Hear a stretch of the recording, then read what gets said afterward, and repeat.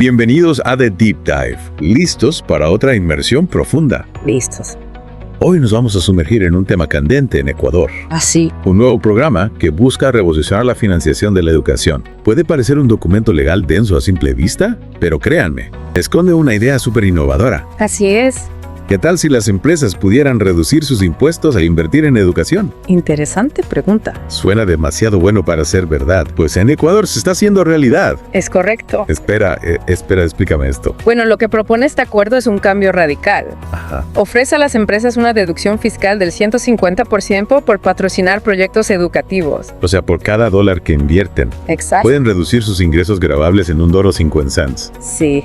Es una deducción increíble. Es casi como si el gobierno les dijera, inviertan en educación y les devolvemos más de lo que aportan. Sí. Algo así. Pero, ¿quiénes se benefician de este programa? Bueno, este programa tiene un alcance bastante amplio. Ajá. Se enfoca en 3 áreas claves. Ya. Becas, alimentación escolar e infraestructura. Ya veo. Y lo interesante es que no solo beneficia a las escuelas públicas, No. sino también a las fiscomisionales, Claro, las fiscomisionales. que reciben parte de su financiamiento del Estado. Un modelo bastante particular de Ecuador, ¿no? Para quienes no estén familiarizados con nuestro sistema educativo, Sí. estas escuelas son como un punto intermedio entre las públicas y las privadas. Correcto. Reciben financiamiento estatal, pero también tienen autonomía en su gestión. Exacto. ¿Y qué de las escuelas privadas? Este programa también incluye a las escuelas privadas, ¿En serio? pero con un enfoque específico, Cuéntame. las que se encuentran en zonas rurales o en áreas urbanas marginadas, Ya. y solo para proyectos de infraestructura, que mejoren la accesibilidad para estudiantes con discapacidades. Me encanta. Es genial que se incluyan a las escuelas privadas en áreas con necesidades especiales. Sí. A veces estas escuelas son las únicas opciones para las familias, en zonas rurales o marginadas. Y muchas veces carecen de recursos para mejorar su infraestructura. Es cierto. Y la inclusión de proyectos de accesibilidad universal Sí. es un paso muy importante para garantizar que todos los estudiantes, sin importar sus capacidades, Sí. tengan acceso a una educación de calidad. Totalmente de acuerdo. Pero a veces las buenas intenciones se quedan en el papel, ¿no? Es verdad. ¿Cómo funciona este programa en la práctica? Bueno, ¿Cómo se asegura el gobierno de que las empresas realmente inviertan en proyectos educativos sí. y no se aprovechen de la deducción fiscal sin un impacto real? El programa establece un proceso bastante riguroso Ajá. para asegurar la transparencia y el impacto real de las inversiones. Ya. Para empezar, las empresas interesadas deben presentar propuestas detallando el proyecto que quieren financiar. Vaya, no se trata solo de decir, quiero donar dinero a una escuela y obtener la deducción. No, para nada. Deben presentar un plan concreto, ¿verdad? Exactamente. Y estas propuestas se aprueban automáticamente. No se aprueban automáticamente. Ya. Un comité del Ministerio de Educación las evalúa cuidadosamente, Ah, sí. ¿Y en base a qué? basándose en criterios muy específicos. Ok, aquí es donde se pone interesante. Sí. ¿Cuáles son esos criterios? Bueno, el comité analiza varios aspectos. Ajá. En primer lugar, verifica que el proyecto está alineado con los planes nacionales de educación, ¿Tiene sentido? es decir, que contribuya a los objetivos educativos del país. Claro. También se analiza el impacto potencial del proyecto. ¿Cómo? ¿A cuántos estudiantes beneficiará? ¿Qué necesidades educativas atenderá? Claro, no se trata solo de gastar dinero, sino de invertirlo de forma estratégica para que tenga un impacto real en la educación de los niños y jóvenes. Exactamente. Y hay lo más que el comité tome en cuenta. Sí, otro criterio importante es la atención a las necesidades educativas en áreas desfavorecidas. Entiendo. El comité prioriza los proyectos que buscan mejorar la calidad de la educación en las zonas más vulnerables del país. Fantástico. Se nota que ese programa está diseñado con un enfoque de equidad, Así es, buscando que los beneficios lleguen a quienes más lo necesitan. correcto. ¿Y qué pasa una vez que un proyecto es aprobado? Buena pregunta. ¿Cómo se asegura el ministerio de que las empresas cumplan con lo prometido? Una vez que el comité aprueba un proyecto, se le otorga una certificación Ajá. que es como un sello de garantía que le permite a la empresa reclamar la deducción fiscal. Pero eso no significa que la empresa ya puede olvidarse del proyecto, ¿verdad? No. Me imagino que hay un proceso de seguimiento Claro. para verificar que las empresas realmente ejecuten los proyectos que se aprobaron. Exactamente. El Ministerio de Educación realiza un seguimiento constante de los proyectos y las empresas deben presentar informes periódicos sobre el avance de sus inversiones. Se entiende. Además, se realizan auditorías Auditorio. para verificar que los recursos se estén utilizando de forma transparente y eficiente. Wow. Es un sistema bastante completo. Sí. Se nota que el gobierno está tomando en serio este programa y quiere asegurar que tenga un impacto real en la educación en Ecuador. Así es. Más allá del proceso en sí, hay algunos detalles del acuerdo ministerial que me llamaron la atención. Sí. Por ejemplo, menciona montos mínimos y máximos de inversión para cada tipo de proyecto. Eso es importante. ¿Para qué? Para asegurar que las inversiones sean significativas y que se ajusten a las necesidades reales de cada proyecto. Claro. Por ejemplo, para las becas, Sí. se establece un monto mínimo Ajá. que debe cubrir los costos de matrícula y pensión de un estudiante durante todo el año escolar. Es fundamental. No tiene sentido financiar una beca solo por un semestre o un trimestre. El estudiante necesita un apoyo constante para poder completar su educación. Exacto. Y para los proyectos de infraestructura. Para los proyectos de infraestructura, Sí. los montos varían dependiendo del alcance del proyecto. Veo. Se pueden financiar desde pequeñas mejoras en una escuela rural Ajá. hasta la construcción de un nuevo edificio escolar. Es increíble la variedad de proyectos que se pueden financiar a través de este programa. Sí. Y otro detalle que me pareció interesante es el énfasis en la alimentación saludable en los proyectos de alimentación escolar. Sí, el acuerdo ministerial establece Mija. que los proyectos de alimentación escolar deben priorizar la provisión de alimentos frescos y nutritivos, de preferencia de origen local. Me encanta esa idea. No se trata solo de llenar el estómago de los estudiantes, No. sino de alimentarlos de forma saludable y de apoyar a los productores locales. Correcto, Es un programa que tiene un impacto positivo en varios niveles. así es. Y creo que este programa va más allá de la simple financiación de proyectos educativos. Es interesante cómo. Es una apuesta por un nuevo modelo de desarrollo social, en el que el sector privado se involucra activamente en la construcción de un futuro mejor para el país. Es una visión muy inspiradora.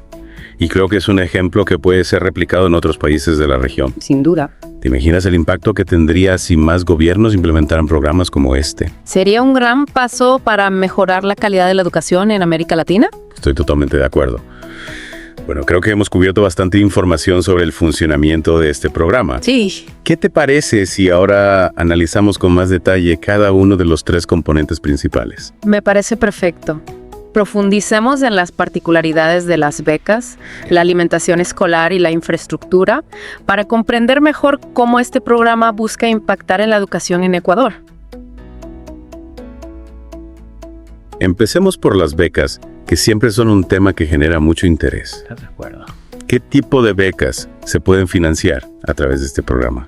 A través de este programa, las empresas pueden financiar becas para estudiantes de instituciones educativas fiscomisionales. Y esas que mencionábamos antes, ¿no? Sí. Y para estudiantes de otros tipos de instituciones. También para estudiantes de instituciones particulares ¿No? que se encuentren ubicadas en zonas rurales o urbano marginales. Entiendo. Entonces, no se trata de cualquier beca en cualquier institución. No. Se está priorizando a los estudiantes que asisten a escuelas con mayores necesidades, Exacto. ya sea por su modelo de financiamiento o por su ubicación geográfica. Correcto. ¿Y cómo se entrega el dinero de las becas? El auspicio o patrocinio en becas se realiza únicamente en especies monetarias Ajá. mediante el Sistema Financiero Nacional. Ya. Es decir, el dinero se entrega directamente a la institución educativa para cubrir los costos de matrícula y pensión del estudiante beneficiado. Es una forma transparente y segura de administrar los recursos. Sí. Se evita que el dinero se desvíe a otros fines. Y se garantiza que llegue directamente a los estudiantes que lo necesitan. Exacto. Y la beca cubre solo una parte del año escolar. No, la beca debe cubrir los valores de matrícula y pensión de un año lectivo completo. Qué bien. No se trata de un apoyo parcial o temporal, sino de un compromiso real con la educación del estudiante. Así es. Me parece una medida muy acertada. Se busca que el estudiante tenga la tranquilidad de saber que cuenta con el apoyo económico Sí. para completar su educación sin interrupciones ni preocupaciones financieras. Exacto. Para acceder a este beneficio, la institución educativa debe cumplir con algún requisito. Sí, la institución educativa debe cumplir con algunos requisitos básicos, ¿O cuáles? como tener la autorización de funcionamiento y la resolución de costos vigente. Se trata de asegurar que la institución que recibe el financiamiento esté legalmente constituida Sí, y que opere dentro del marco legal. correcto. Y hay otro punto importante. El auspiciante o patrocinador debe acordar con la institución educativa la propuesta de auspicio o patrocinio y en este acuerdo se debe especificar el monto total del desembolso. ¿Y por qué es importante este punto? No es suficiente con que el Ministerio de Educación apruebe el proyecto. Es importante porque el acuerdo ministerial establece que la institución educativa no puede considerar el valor recibido por auspicio o patrocinio como parte del cumplimiento del 5%. Del 5%. Del monto total percibido no obstante por concepto de matrículas y pensiones que debe otorgar como becas. Espera, creo que necesito que me lo expliques un poco más despacio. ¿Qué significa eso del 5%? En Ecuador, las instituciones educativas que reciben ingresos por concepto de matrículas y pensiones tienen la obligación de destinar el 5% de esos ingresos a becas para estudiantes de escasos recursos. Ya entiendo. O sea que las instituciones educativas ya tienen una obligación preexistente de otorgar becas con sus propios recursos. Exactamente. Y este punto del acuerdo ministerial busca evitar que usen el dinero del auspicio para eso. Sí, este punto del acuerdo ministerial busca evitar que las instituciones educativas utilicen el dinero de las becas provenientes del auspicio o patrocinio para cubrir esa obligación que ya tienen. Ya veo.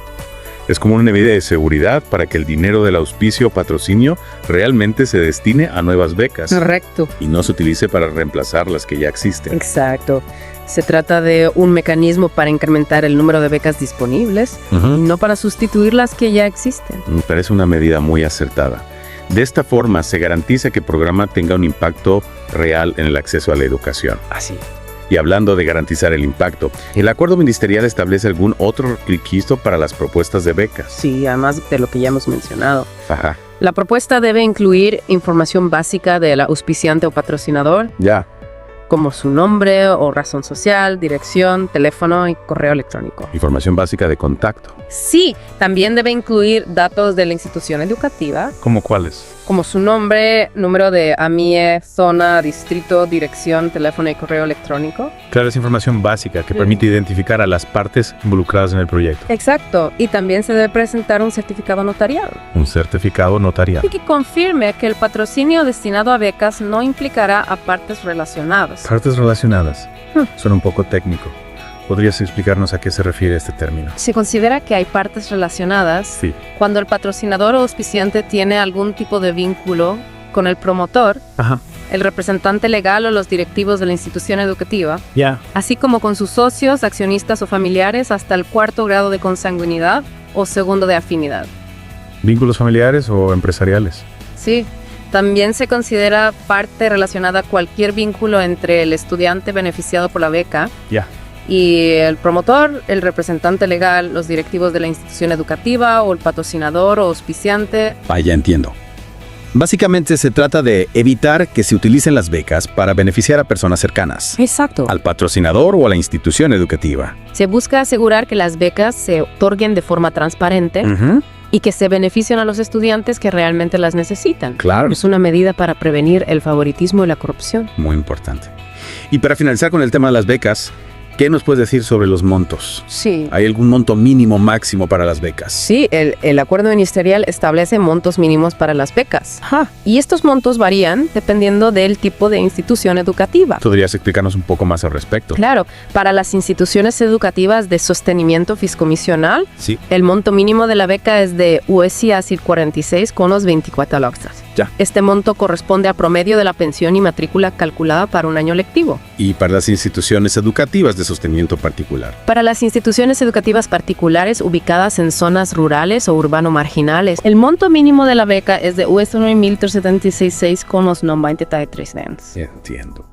Entonces, montos mínimos se establecen en función del costo promedio de la educación en cada tipo de institución. Así es. Es una forma de asegurar que las becas cubran la totalidad de los costos de la educación. Correcto. Y que los estudiantes beneficiados no tengan que asumir ningún gasto adicional. Exacto. Y una vez que se ha otorgado la beca, el acuerdo ministerial establece que se debe realizar un seguimiento al finalizar el año lectivo ¿Para qué? para verificar que el estudiante haya completado el año escolar Tiene sentido. y que haya cumplido con las condiciones establecidas. Claro, es importante asegurar que la beca cumpla su objetivo. Sí. Que es apoyar al estudiante a completar su educación. Exacto. Y también se establece que el valor de la pensión y matrícula al que se aplica la beca no puede incrementarse durante el tiempo contemplado en el programa o proyecto. O sea que si la institución educativa decide aumentar el costo de la matrícula y pensión, Sí. el estudiante becado no se verá afectado por este incremento. Correcto. El auspiciante o patrocinador cubre la totalidad del costo de la educación durante el tiempo que dure la beca. Qué buena noticia para los estudiantes. Sí, Es una forma de brindarles seguridad y tranquilidad para que puedan enfocarse en sus estudios. exacto. Bueno, creo que hemos cubierto bastante información sobre el componente de becas. Sí.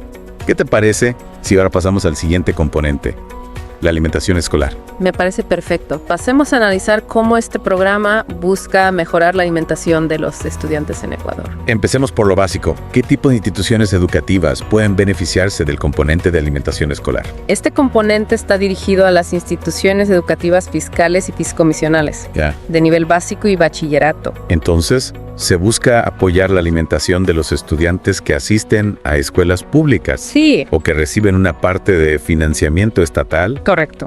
¿Y cómo se asegura el programa de que los alimentos que se entregan a los estudiantes sean de buena calidad y cumplan con las normas de seguridad alimentaria? El acuerdo ministerial establece que la provisión de la alimentación escolar debe cumplir con lo establecido en la normativa legal vigente y demás disposiciones y lineamientos emitidos por la Autoridad Educativa Nacional. O sea que se deben seguir las reglas. Sí. Además, se designa a un responsable de seguimiento y cumplimiento del programa o proyecto Ya veo. para verificar que se estén cumpliendo con los estándares de calidad. Me parece una medida muy importante. Sí, Se trata de la salud de los estudiantes. claro.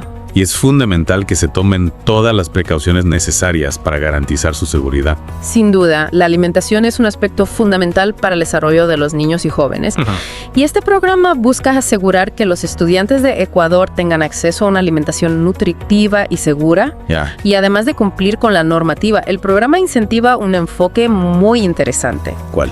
la provisión de alimentos frescos y saludables con pertinencia local. ¿A qué te refieres con pertinencia local? El acuerdo ministerial busca promover que la alimentación escolar se base en productos locales, Ajá. frescos y de temporada. Entiendo. Es una forma de apoyar a los pequeños productores de la zona Claro. y de asegurar que los estudiantes reciban alimentos de alta calidad nutricional. Me parece una idea genial. Claro. Se trata de un enfoque integral que beneficia a la economía local, al medio ambiente y a la salud de los estudiantes. Exacto. Exacto. Ganar, ganar para todos. Y para acceder a los beneficios de este componente, las empresas deben presentar algún tipo de propuesta. Sí, las empresas deben presentar una propuesta detallada Ajá. que incluya un compromiso de entrega del servicio de alimentación, ya sea a través de la preparación y entrega de alimentos Ajá. o a través de la provisión de insumos para que la propia institución educativa prepare los alimentos. Entiendo. Se busca que las empresas se comprometan con un servicio de alimentación de calidad, Así es. que cumpla con las normas de seguridad alimentaria Correcto. y que se base en productos frescos y locales. Claro. ¿Y hay algún otro requisito para las propuestas? Sí, el acuerdo ministerial establece una serie de requisitos mínimos ¿De acuerdo? que deben cumplir las propuestas, como proporcionar información general del postulante, Ajá. el nombre del programa o proyecto, el alcance del mismo, ¿Ya? especificando el lugar y el número de beneficiarios, las especificaciones técnicas del servicio a entregar, Ajá. la experiencia del postulante en la entrega de alimentación escolar, Entiendo. la experiencia del personal técnico propuesto para el programa o proyecto, Ya. el equipo mínimo requerido para la prestación del servicio, el presupuesto a invertir, Ajá. la tabla de cantidades y precios de los productos Sí. y el plan alimenticio, Claro. acorde a las guías alimentarias basadas en alimentos, logística y distribución, en punto, Ya veo. la vigencia de la postulación del programa o proyecto Ajá. y el plazo de ejecución para la entrega de la alimentación o la prestación de los servicios. Son bastantes detalles. Pero entiendo que se busca asegurar que el programa se implemente de forma eficiente Correcto. y que los estudiantes reciban una alimentación de calidad. Así es. Se trata de un programa que busca generar un impacto real en la salud y el bienestar de los estudiantes, Ajá. y para eso es necesario que se cumplan con ciertos estándares de calidad. Totalmente de acuerdo. Ajá. Y una vez que se ha presentado la propuesta, ¿Y cómo se evalúa? el acuerdo ministerial establece que la evaluación de los programas y proyectos de alimentación escolar se basa en 5 criterios. A ver, cuéntame. pertinencia, eficacia, eficiencia, impacto y sostenibilidad. ¿Podrías explicarnos un poco más sobre cada uno de estos criterios? Claro, el criterio de pertinencia se enfoca en verificar que el programa o proyecto cumpla con el marco legal y normativo del derecho humano a la alimentación. Se busca asegurar que la intervención tenga como objetivo principal la entrega de alimentación escolar a los estudiantes. Entiendo, se trata de que el programa tenga un fundamento legal sólido. Y que se enfoque en el objetivo principal, que es la alimentación de los estudiantes. Exacto. El segundo criterio es la eficacia. Este criterio evalúa si el programa o proyecto está logrando su objetivo de entregar alimentación escolar a los estudiantes. Se analiza si los bienes o servicios que se están entregando cumplen con lo establecido en el programa o proyecto. Es decir, se evalúa si el programa está funcionando en la práctica y si los estudiantes están recibiendo los alimentos que se les prometió. Así es. El tercer criterio es la eficiencia. Aquí se analiza el porcentaje de avance financiero del programa o proyecto. Revisando el cronograma valorado, se busca asegurar que los recursos se estén utilizando de forma eficiente y que se esté cumpliendo con los plazos establecidos. Ya veo, se trata de que el programa se administre de forma responsable. Correcto. Y que los recursos se utilicen de forma óptima. El cuarto criterio es el impacto. Aquí se evalúa el impacto total del programa o proyecto. En la activación de la agricultura familiar y campesina. Agricultura familiar y campesina. Sí, se busca que el programa no solo beneficie a los estudiantes, sino que también tenga un impacto positivo en la economía local. Me parece una iniciativa genial. Se busca que el programa tenga un impacto positivo en varios niveles. Exacto. Y por último, el quinto criterio es la sostenibilidad. Este criterio evalúa la sostenibilidad del programa o proyecto a largo plazo. Tomando en cuenta los ejes transversales del mismo. ¿Cuáles son esos ejes? Como el ambiental, la educación alimentaria y nutricional, el fortalecimiento de la comunidad educativa. Ya veo. Y la organización. Entiendo. Se busca que el programa no solo sea efectivo en corto plazo, sino que también tenga un impacto duradero en la comunidad. Así es.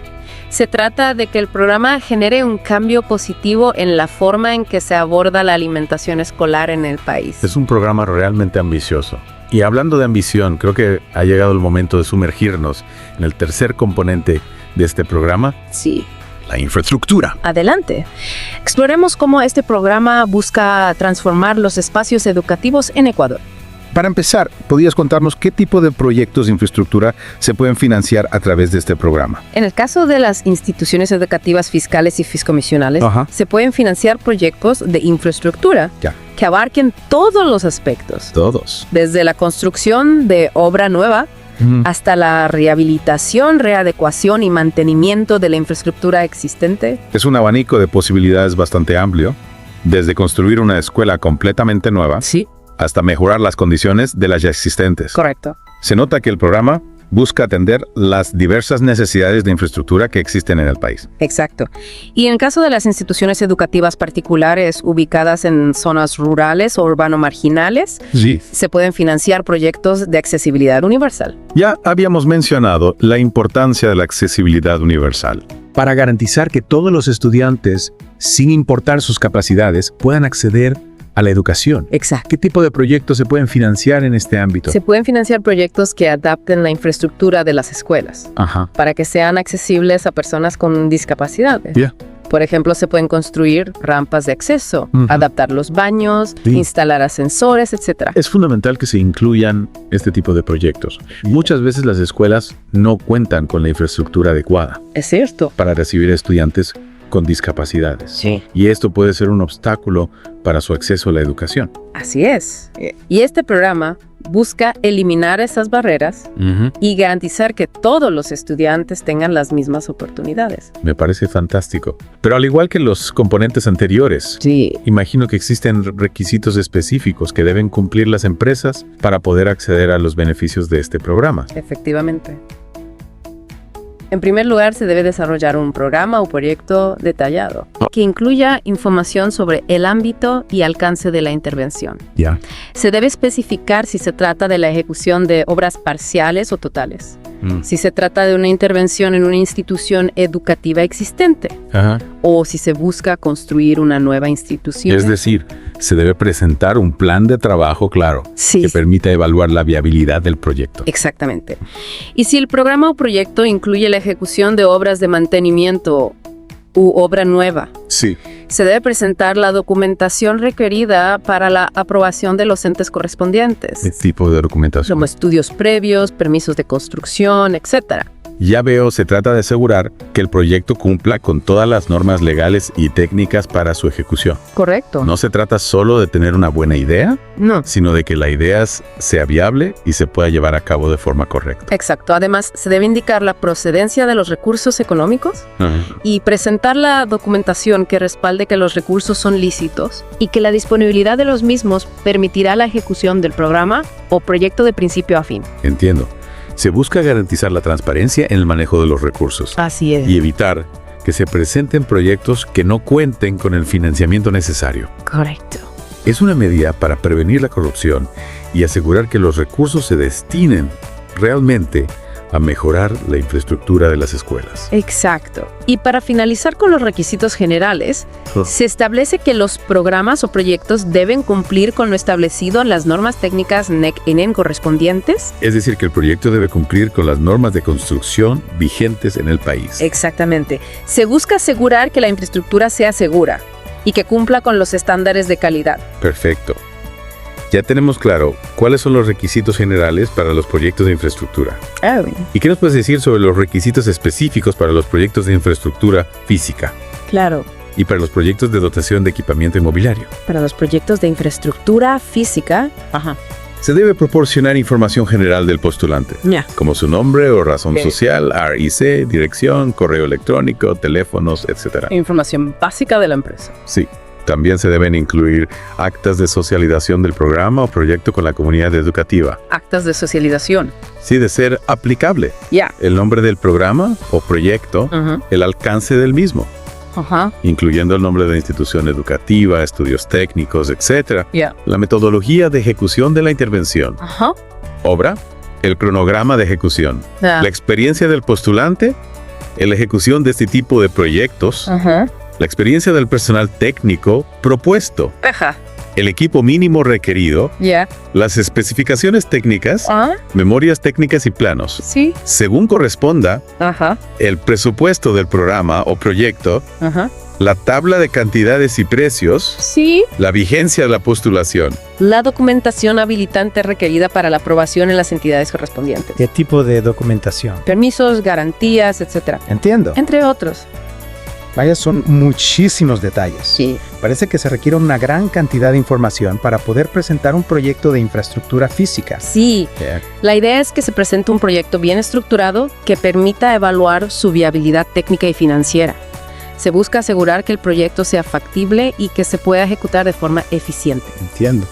En el caso de los proyectos de accesibilidad universal, ¿hay algún requisito adicional? Sí, para los proyectos de accesibilidad universal se deben incluir datos informativos de los estudiantes con discapacidad, como su nombre, cédula, edad, tipo de discapacidad, porcentaje de discapacidad, nivel educativo y fecha de primera matrícula en la institución educativa. También se debe realizar un estudio de situación actual de la institución educativa que determina las intervenciones necesarias para garantizar la accesibilidad universal. Me parece muy importante que se incluyan estos requisitos. No se trata solo de construir rampas o adaptar los baños, sin un criterio. Se necesita un estudio previo que determine las necesidades específicas de los estudiantes con discapacidades. Para que el proyecto realmente sea efectivo. La idea es que el proyecto se diseñe en función de las necesidades reales de los estudiantes y que se implementen las medidas necesarias para garantizar su plena inclusión. Perfecto. Y en cuanto a los proyectos de dotación de equipamiento, mobiliario y fondo bibliográfico, ¿cuáles son los requisitos específicos? Para este tipo de proyectos, el postulante debe proporcionar información general del postulante, datos de la institución educativa que recibirá la dotación, nombre, número de AMIA, zona, distrito, dirección, teléfonos, correo electrónico, el nombre del programa o proyecto, el alcance del mismo, especificando el lugar y el número de beneficiarios.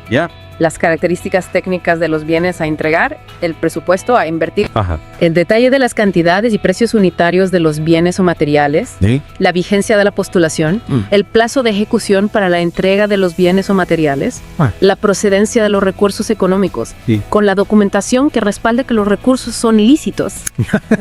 Se busca asegurar que la dotación de equipamiento, mobiliario y fondo bibliográfico responda a las necesidades de la institución educativa. Así es. Y que los recursos se utilizan de forma transparente. Exacto. Y en el caso de los proyectos de accesibilidad universal, que incluyan dotación de equipamiento, mobiliario y fondo bibliográfico, se deben incluir datos informativos de los estudiantes con discapacidad. Y se debe realizar una descripción de las ayudas técnicas pedagógicas, instrumentos, herramientas y dispositivos requeridos por cada estudiante con necesidades educativas específicas asociadas a la discapacidad. Ya veo, se trata de asegurar que la dotación se adapte a las necesidades específicas de los estudiantes con discapacidad. No se trata solo de comprar computadoras o libros al azar, sino de seleccionar los recursos que realmente les serán útiles a estos estudiantes. La idea es que la dotación sea inclusiva y que permita a todos los estudiantes acceder a la educación en igualdad de condiciones. Excelente. Hemos revisado con bastante detalle los requisitos para los proyectos de infraestructura. Sí. ¿Y qué nos puedes decir sobre los montos? ¿Hay algún monto mínimo o máximo para este tipo de proyectos? Sí, el acuerdo ministerial establece montos mínimos y máximos para los proyectos de infraestructura, para los proyectos de infraestructura física. ¿Sí? El monto mínimo para postular es de USD 15,000 y el monto máximo es de USD. Entiendo. Se establecen rangos para que los proyectos sean viables. Correcto. Y para que los recursos se distribuyan de forma equitativa. Exacto. Y en casos excepcionales, si se presenta un proyecto de infraestructura física con un monto superior al máximo establecido, se puede solicitar autorización a la máxima autoridad del Ministerio de Educación para que el proyecto sea considerado para su evaluación. Es decir, que hay un margen de flexibilidad para proyectos de gran envergadura. Así es. La idea es que el programa pueda adaptarse a las diferentes necesidades de las instituciones educativas. Me parece genial.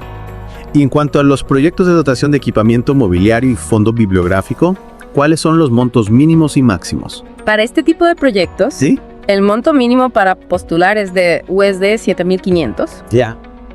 Equivalente a un aula básica. El monto máximo es de USD 95 ligas. Ya veo. Equivalente al equipamiento total de una institución educativa. Entiendo. Se busca que la dotación sea significativa. Y que tenga un impacto real en la calidad de la educación. Exacto. No se trata de hacer donaciones pequeñas que no marquen la diferencia. Correcto. Y también se establecen montos mínimos y máximos para los proyectos de equipamiento, señalética o dotación de bienes o materiales para la preparación, respuesta y recuperación post-desastre. ¿Y cuáles son esos montos? Para el equipamiento, el monto mínimo es de USD 10,000 y el monto máximo es de USD 100,000. Para la señalética, el monto mínimo es de USD de 100 o 200 y el monto máximo es de USD 20,000. Y para los bienes o materiales para la preparación, respuesta y recuperación post-desastre, el monto mínimo es de USD 15,000 y el monto máximo es de USD 15,000. Entiendo. Se busca que las instituciones educativas estén preparadas para afrontar eventuales desastres naturales. ¿Así? Es importante que las instituciones educativas cuenten con los recursos necesarios para responder ante una emergencia y para recuperar su infraestructura en caso de un desastre. Totalmente de acuerdo. Bueno, hemos realizado con bastante detalle los requisitos y montos para los proyectos de infraestructura. ¿Qué nos puedes decir sobre el seguimiento y la evaluación de estos proyectos? El acuerdo ministerial establece que el seguimiento y la evaluación de los proyectos de infraestructura física y de dotación de equipamiento inmobiliario se pueden realizar de forma directa, ejecutada por el postulante, o indirecta, ejecutada por un tercero contratado por el postulante. Entiendo. Se busca asegurar que el proyecto se ejecute de acuerdo con lo planificado. Correcto. Y que se cumplan los objetivos propuestos. Y el seguimiento del proyecto lo realiza el área competente del Ministerio de Educación, que asigna a un funcionario o equipo de acuerdo con la magnitud del proyecto, para verificar el cumplimiento de la aprobación otorgada. Es decir, que hay un equipo del Ministerio de Educación que se encarga de supervisar la ejecución del proyecto. Así es. No se trata solo de confiar en la buena fe de las empresas, no, sino de que haya un control externo para asegurar que todo se haga correctamente. Se trata de asegurar que los recursos se utilicen de forma transparente y que el proyecto se ejecute de forma eficiente. Me parece un sistema muy bien organizado. Y una última pregunta sobre el seguimiento y la evaluación de los proyectos de infraestructura. ¿Qué tipo de informes se deben presentar al Ministerio de Educación? El acuerdo ministerial establece que se deben presentar informes de avance o de finalización, según corresponda, de la fase o de la totalidad del programa o proyecto. Estos informes se presentan a la Subsecretaría de Administración Escolar y a la Subsecretaría de Apoyo, Seguimiento y Regulación de la Educación para conocimiento del Comité de Priorización. Entiendo.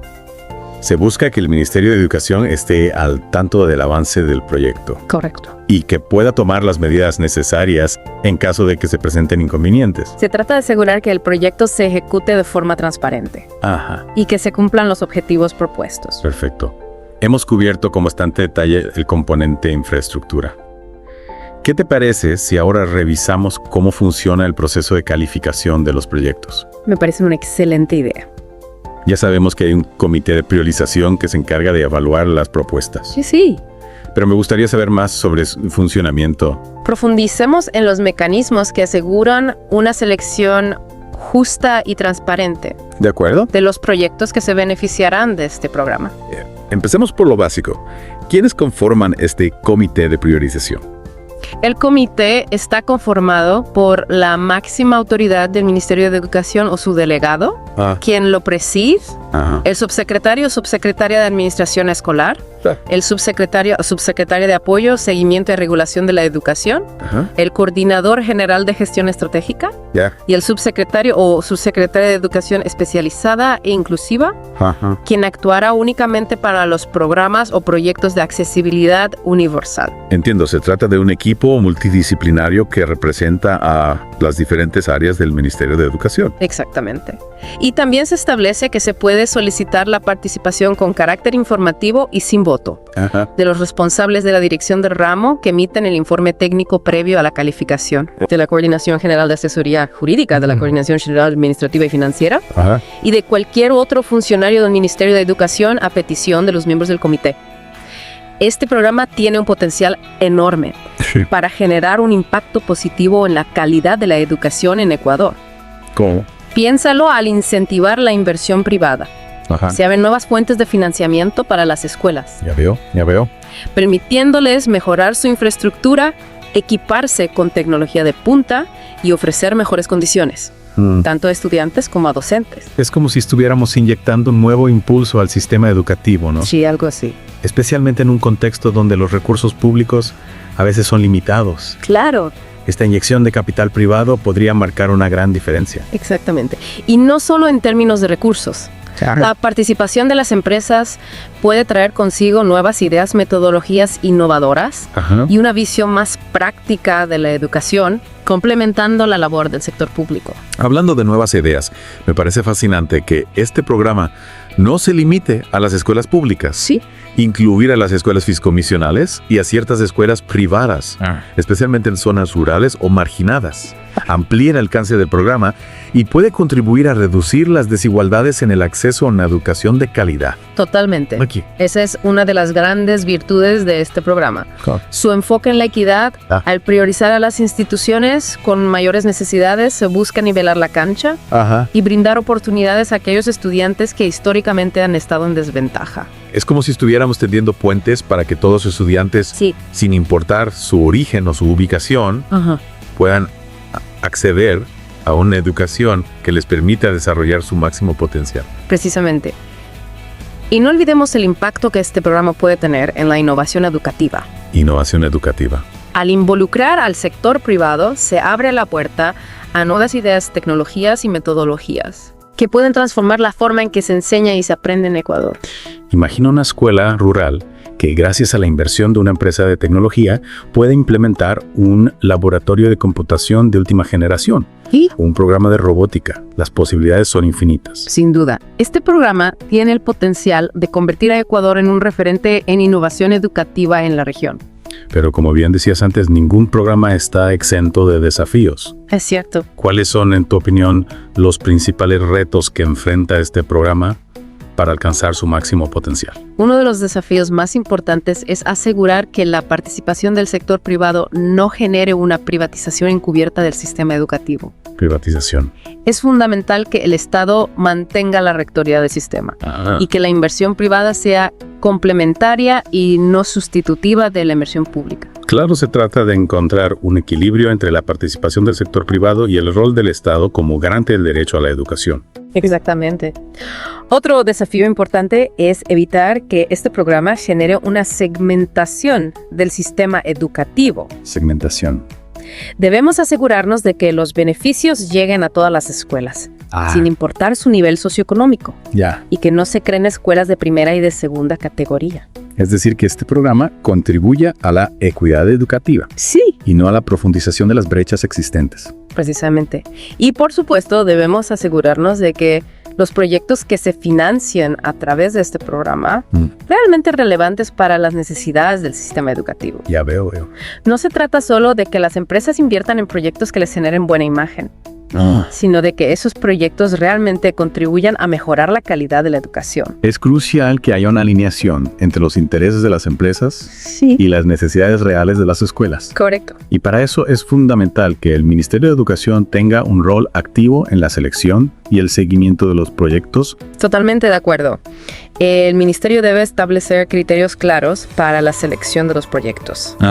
Realizar un seguimiento riguroso para verificar que se ejecuten de acuerdo con lo planificado y que tengan un impacto real en la calidad de la educación.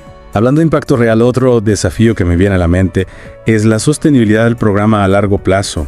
¿Cómo garantizar que las empresas mantengan su compromiso con la educación incluso cuando los beneficios fiscales ya no estén disponibles? Ese es un punto clave. Para que este programa sea sostenible en el tiempo, es necesario que la participación del sector privado en la educación no sea solo una cuestión de beneficios fiscales. Claro. Sino que se convierta en una política de responsabilidad social empresarial. Es decir, que las empresas vean la inversión en educación como una forma de contribuir al desarrollo del país. Exactamente. Y no solo como una estrategia para reducir sus impuestos. Y para fomentar esta cultura de responsabilidad social empresarial, se pueden implementar diferentes estrategias. ¿Cómo cuáles? Por ejemplo, se pueden crear incentivos no fiscales para las empresas que inviertan en educación, como el reconocimiento público. La posibilidad de participar en ferias y eventos educativos. O la creación de sellos de calidad para las empresas que se destaquen por su compromiso con la educación. Me parece una excelente idea. Sí. Reconocer públicamente a las empresas que invierten en educación puede ser un gran incentivo. Claro. Para que otras empresas se sumen a esta iniciativa. Sin duda. Y también es importante fortalecer la articulación entre las empresas y las instituciones educativas. Articulación. Se deben crear espacios de diálogo y colaboración para que las empresas puedan conocer mejor las necesidades reales de las escuelas. Y las escuelas puedan saber qué tipo de apoyo pueden recibir de las empresas. Es como crear un puente entre el mundo empresarial y el mundo educativo. Exactamente. Para que puedan trabajar juntos en la construcción de un sistema educativo de calidad. Y por último, creo que es fundamental fortalecer el seguimiento y la evaluación de los proyectos que se financian a través de este programa. Seguimiento y evaluación. Debemos asegurarnos de que los proyectos que se financian tengan un impacto real en la calidad de la educación. Claro. Para eso es importante establecer indicadores claros para medir el impacto de los proyectos y realizar un seguimiento riguroso para verificar que los proyectos se ejecuten de acuerdo con lo planificado y que cumplan con los objetivos propuestos. Es decir, que no se trata solo de invertir dinero, sino invertirlo de forma inteligente y de asegurarnos de que esa inversión se traduzca en mejoras concretas en la educación de los niños y jóvenes. Precisamente. Y para que este proceso de seguimiento y evaluación sea realmente efectivo, es importante involucrar a la comunidad educativa. Involucrar a la comunidad. Los estudiantes, los pacientes de familia y los miembros de la comunidad en general deben participar en el diseño la implementación y la evaluación de los proyectos. Es como crear un sistema de gestión participativa, en el que todos los actores de la comunidad educativa tengan voz y voto en las decisiones que afectan a la educación de sus hijos. Exactamente. Y para finalizar, creo que es importante difundir las buenas prácticas que se generen a través de este programa para que puedan ser replicadas en otras escuelas y en otros contextos. Debemos crear un sistema de aprendizaje continuo que nos permita capitalizar las experiencias exitosas y mejorar la calidad de la educación en todo el país. Totalmente de acuerdo. Compartir las experiencias exitosas y aprender de los errores es fundamental para que este programa pueda evolucionar y generar un impacto cada vez mayor en la educación en Ecuador. Correcto. Bueno, creo que hemos llegado al final de nuestra inmersión en este nuevo programa que busca revolucionar la financiación de la educación en Ecuador. Sí. Hemos analizado su funcionamiento, sus potencialidades, sus desafíos y las claves para su éxito. ¿Qué te parece si ahora cerramos con algunas reflexiones finales? Me parece perfecto. Es importante dejar a nuestros oyentes con algunas ideas para reflexionar sobre este tema tan importante. Empecemos por una pregunta que creo que muchos de nuestros oyentes están haciendo. ¿Este programa es realmente la solución para todos los problemas de la educación en Ecuador? Es crucial ser realistas. Este programa es una herramienta valiosa, pero no es una varita mágica que resolverá todos los problemas de la educación de la noche a la mañana. Claro, es un paso importante en la dirección correcta. Sí. Pero se necesita mucho más para construir un sistema educativo de calidad. Se necesita una inversión sostenida, un compromiso a largo plazo y un trabajo conjunto de todos los actores involucrados. Exactamente. Y aquí es donde la sociedad civil juega un papel fundamental. La sociedad civil. Las organizaciones de la sociedad civil pueden contribuir al seguimiento y la evaluación del programa. Pueden promover la participación ciudadana en la educación y pueden generar espacios de diálogo y debate sobre las políticas educativas. La sociedad civil debe ser un actor vigilante y propositivo que impulse la mejora continua del sistema educativo. Sí.